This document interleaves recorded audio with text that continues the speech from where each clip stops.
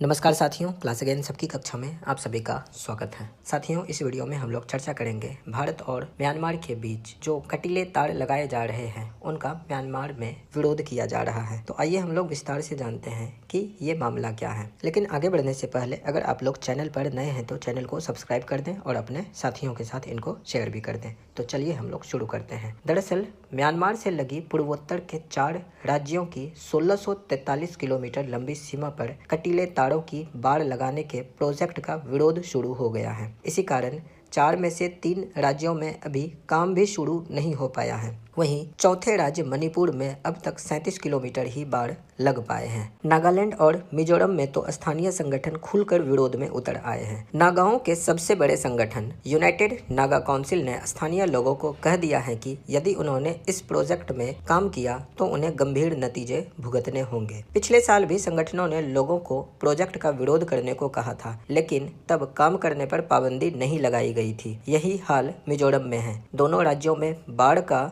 सर्वे भी शुरू नहीं हो पाया है। अरुणाचल में सर्वे हो रहा है। बॉर्डर रोड ऑर्गेनाइजेशन के एक अधिकारी ने बताया कि मणिपुर के टेगनाउपोल में म्यांमार से सटे फाइको और थाना गांव में लोग बाढ़ के खिलाफ थे, लेकिन टीम ने सर्वे नहीं रोका। अब यहां नागा इलाकों में बाढ़ का विरोध हो रहा है। इस प्रोजेक्ट के ऊपर 31,000 करोड़ खर्च होंगे। बीआरओ के मुताबिक 4 राज्यों की 1500 किलोमीटर बॉर्डर पर बाढ़ और सड़क निर्माण का काम होना है। इस पर 31,000 करोड़ रुपये खर्च होंगे। 20,000 करोड़ रुपये बाढ़ और बाकी सड़क निर्माण पर 143 किलोमीटर इलाके में दुर्गम घाटी और नदियां हैं, इसलिए बाढ़ लगाना नामुमकिन है। म्यांमार की सबसे लंबी 520 किलोमीटर की सीमा अरुणाचल से सटी है। मिजोरम की 510, मणिपुर की 398 तो नागालैंड की 215 किलोमीटर सीमा पर बाढ़ लगेगी। अभी एक ही राज्य में काम चल रहा है। यूएनसी के एक नेता बताते हैं कि बाढ़ का विरोध तो पहले से ही हो रहा था, लेकिन बीआरओ के महानिदेशक लेफ्टिनेंट जनरल रघु श्रीनिवासन और दूसरे प्रमुख अधिकारियों के इम्फाल राजभवन में मणिपुर के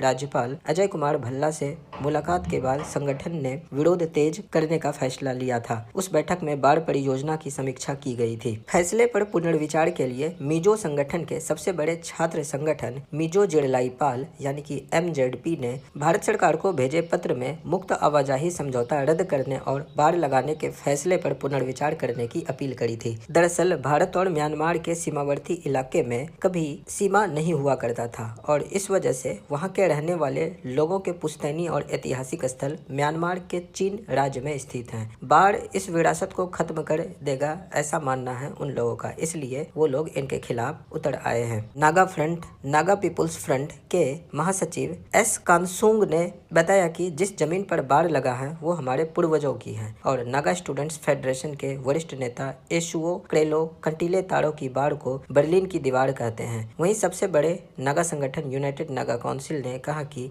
सरकार की बाढ़ की योजना के जरिए नागाओं को नहीं बटने देंगे। तो दरअसल पूर्वोत्तर राज्य में हम लोग जान रहे हैं कि पिछले 1-1.5 साल से लगभग हिंसा की स्थिति एकदम जारी है और इस वजह से भारत सरकार को ये कड़ा कदम उठाना पड़ रहा है कि अपनी सीमा को सुरक्षित किया जाए और अपनी सीमा के ऊपर बाढ़ को लगाया जाए, कटीले तारों के बाढ़ को लगाया जाए, ताकि भारत की सीमा सुरक्षित रहे और जो लोगों का आना जाना है उनको रोका जा सके। हम सभी लोग जानते हैं कि म्यांमार में स्थिति कैसी है। म्यांमार में एक डेमोक्रेटिक गवर्नमेंट हुआ करती थी और उन डेमोक्रेटिक गवर्नमेंट को ओवरथ्रो करके मिलिट्री जनता ने सत्ता को काबिज कर लिया है, सत्ता पर बैठे हुए हैं और इस वजह से म्यांमार के रहने वाले जो लोग हैं वो काफ़ी ज़्यादा पीड़ित हैं। तो ये लोग भारत में इन्फिल्ट्रेट करते हैं, तो इनके इन्फिल्ट्रेशन को रोकने के लिए ये भारत में माइग्रेट करके आते हैं और इलीगल माइग्रेंट के रूप में आकर के यहाँ बस जाते हैं। तो इन चीज़ों को भी रोकने के लिए भारत सरकार ने इस तरह का कड़ा कदम उठाया है। अब देखने वाली बात यह है कि क्या आने वाले समय में भारत इन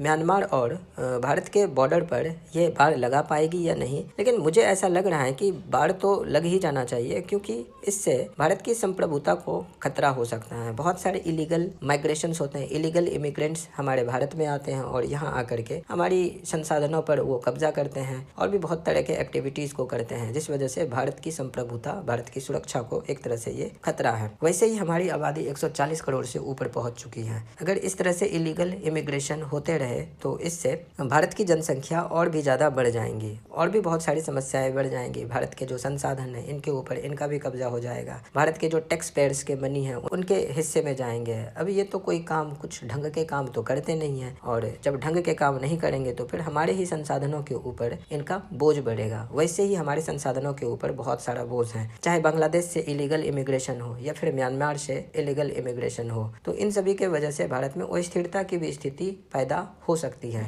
और हो सकती है क्या, होती ही है। इस वजह से भारत सरकार को कड़े से कड़े कदम उठाने चाहिए ताकि इन इलीगल इमिग्रेशंस को रोका जा सके। जहाँ तक बात आती है म्यांमार और भारत के बॉर्डर में लगे भारतीय राज्यों की, तो यहाँ के लोगों के हितों को ध्यान में रखते हुए कुछ न कुछ फैसला किया जाना चाहिए भारत सरकार के द्वारा, जिससे पूर्वोत्तर राज्यों में स्थिरता बनी रहे।